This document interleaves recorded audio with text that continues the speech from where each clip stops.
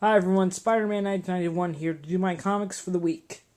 Okay, from my last week's vid, I reviewed Ant-Man and Wasp #1. Well, today I have issue #2 of that same series, which came out last week, but I bought the first issue last week, so, fortunately I was able to get this one.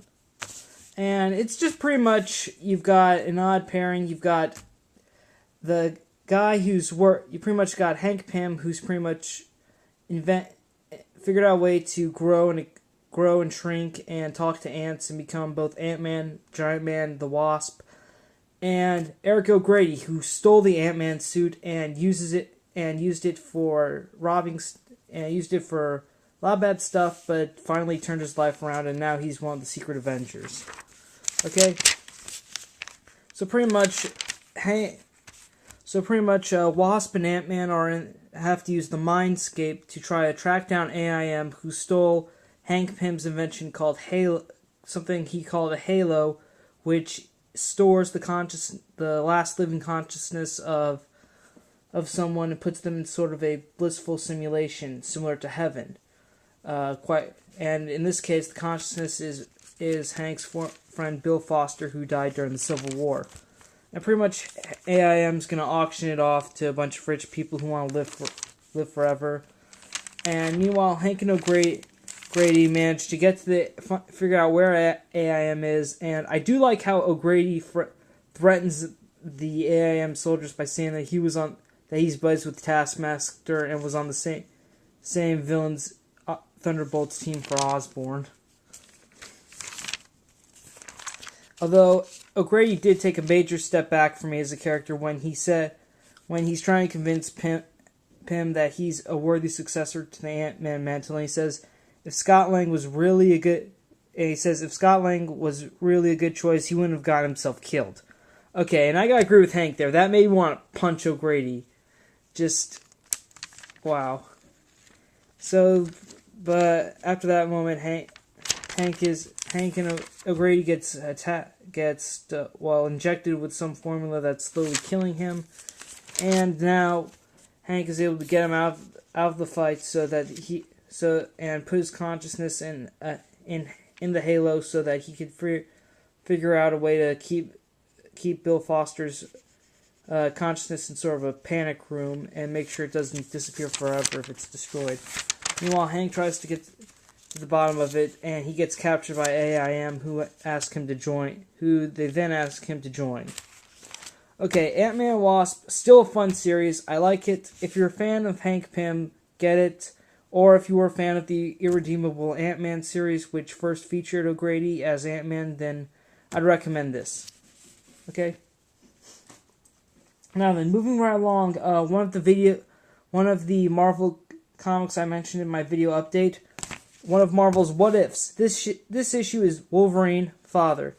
Now then, this issue pretty much deals with what if Wolverine... Now then, in the 616 universe, Wolverine was pretty much not there didn't know Daken was still alive after his wife was killed, so he was not able to raise the boy. But this issue goes back to that moment and makes the reader wonder, basically puts the reader's mind in a place where Logan was still at home, and he was able to know that his son was still alive. Now then, the assassin was the Winter Soldier, so unfortunately Logan kills him. Yeah, that's bad news, because apparently... So I don't know what that means for the Captain America portion of this reality, except maybe that Cap didn't have a worthy successor to give the shield to after he died, but who cares, Cap's back, so maybe that just smoothed right along, and maybe Steve Rogers went back to being Captain America after he was brought back. Anyways, Logan's able to save his son. Then he decides to raise the boy in a peaceful mountainside in Tibet. And apparently his son's name and Daken's name in this reality is John. Well, that's original. And Logan does not reveal anything about his past. Doesn't tell the boy about his powers because he wants him to grow up in a peaceful life away from what he did. Then Charles Xavier shows up and talks to Logan about being a mutant. And, of course, Logan refuses his offer to join the X-Men. Meanwhile, Daken's starting to get a little out of control, and apparently he slashed a kid during a fight, and he had no idea where his claws were from. And the next day, though, John meets his friend Indira, and all of a sudden they get attacked by Sabretooth. And Sabretooth pretty much mentions that Logan pretty much used to kill, and that makes Daken angry. He attacks Sabretooth, then throws the boy off a cliff, and Wolverine shows up. And meanwhile, Logan's unable to find his son, then learns that years later his son went to Tokyo, Japan, and is now head of a Japanese mob. And Logan shows up, and basically, and also his son's still going by the name Daken. Logan shows up and kills his son with the Muramasa blade, and that's pretty much how it ends. Okay. Now, as far as Wolverine father goes, yeah, this is pretty interesting. Rather than pretty much not knowing it pretty much answers the question about, well, in a way, the 616 Daken, he went crazy, probably turned out the way he was because he didn't know who Logan really was, and I guess the same thing can be applied here because Logan should have seen it coming, that it's his kid, so maybe the part of him that can be a monster is still going to be within his kid, and he should have taken more responsibility. Okay, I think Logan should have done a better job. He should have told Daken that there's the possibility that he could have had powers, and he could have helped him control his wild side, so to speak. And maybe Daken wouldn't have turned out this way. That's just my opinion about it. Okay, now for DC. I mentioned that Batman Incorporated I was going to pass on. Well, that's pretty much the same concept going on in Red Robin right now, as now Red Robin is going to try to bring down the Unternet. Unternet, that's what it's called. Yeah, Unternet, which is the network that super criminals are using to communicate across the globe. And Red Robin's first stop is in Russia, where he meets with Red Star. Not much happens here, except Tim Drake is able to found a Neon Knights facility in Russia. They get attacked by another vigilante. Red Star shows up. And Tim also has his friend Anarchy, aka Lonnie, hacking some servers so he can figure out who's pretty much a part of the Undernet and stuff. And basically Tim is getting close to his case. I can't really get into the details this much, but in the end though, Tim finds out that Red Star is stocking up on missiles while in his ship, and then all of a sudden his communicators goes out and knocks out Tam Fox, his new Russian friend, and Tim as well. And Red Star wonders what happens, and the tagline for next issue is "We find out what happened." Pretty straightforward there. Red Robin's okay, I guess. I mean, so far it's not really making me all excited about it. I mean, it feels kind of weak for me. I'm not so sure if I want to keep this on my pull list anymore. I mean, I'm thinking about dropping it just because. Although if you do want to taste of Batman Incorporated, I'd recommend getting this because it is $1 less. So. And speaking of Batman Incorporated, I bought Detective Comics Annual number 12 because I decided to get the two-part story, which is part 1 is featured in Detective Comics Annual, and the other part in Batman the Annual. And also there's a backup feature with Question and Night Runner, but I'm not going to go into that.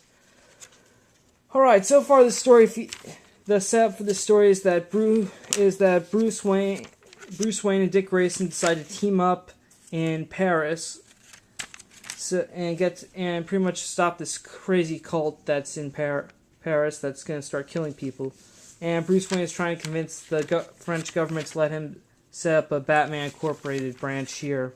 Stuff. Again, same thing as Red Robin, okay? I'm not really going to get into this, except this is just basic. The whole issue is just set up. That's what it is. I mean, the Question and Knight Rider do appear in this. So, but that's all I have to say about it. Not really much. It's all set up. Okay, that's what they're doing. They're setting up what Dick and Bruce are doing. There's no real character development here. Like, there's not really getting into the relationship of Dick and Bruce. It's just set up. That's all it is. Just for Batman Incorporated. I am gonna get the second part of this just so I can see if the ending's better, maybe. But this was just all set up. Okay. They were just setting up the story, probably just so they can conclude it in the Batman annual coming out in 2 weeks. Yeah. So, moving right along. The Flash, number 7. This one was better than the other 2 DC comics I've had. What this doesn't get... Well, this is a Captain Boomerang issue. Okay, it gets a little more into Boomerang's... All it does is pretty much just get into Boomerang's life. In a way, it takes me back to when Jeff Johns wrote The Flash during the Wally West era. Well, right before Infinite Crisis, and he started getting into some of the Rogues a bit more with their origins and stuff. And now we get a little more detailed origin about Captain Boomerang. We get his first appearance, then brief mention about his time with the Suicide Squad. And, of course, this issue does have a big development as Captain Boomerang goes into Iron Heights, and he breaks out the Reverse Flash so they can discuss the white light. And he tries to ask Thawne for help in trying to figure out what his vision meant when he had to throw the boomerang. And he also asks him what he saw, but Thawne doesn't worry about it since he already earned his life back. I mean, Thawne's mission was to free Barry Allen from the Speed Force, and he did, so he got his full life back. But for Captain Boomerang, he has yet to fulfill his mission. And of course, though, the Rogues have always been at arms with the Reverse Flash. And so, by breaking him out, Boomer is worried that he seriously damaged his relationship with the Rogues. And unfortunately, they find out. And our next issue for the Flash will be the secret origin of the Reverse Flash. Okay, Flash, pretty awesome. Pretty great. I like whenever Jeff Johns writes Rogues. Okay, everyone says that Jeff Johns does a good job with the Rogues, and he does. He's able to get in more depth with their origins, and pretty much explain why they particularly chose to be criminals and stuff. Okay, maybe not why, but get into some motivation about it. Okay, and moving right along, Superboy number 2, definitely my pick of the week.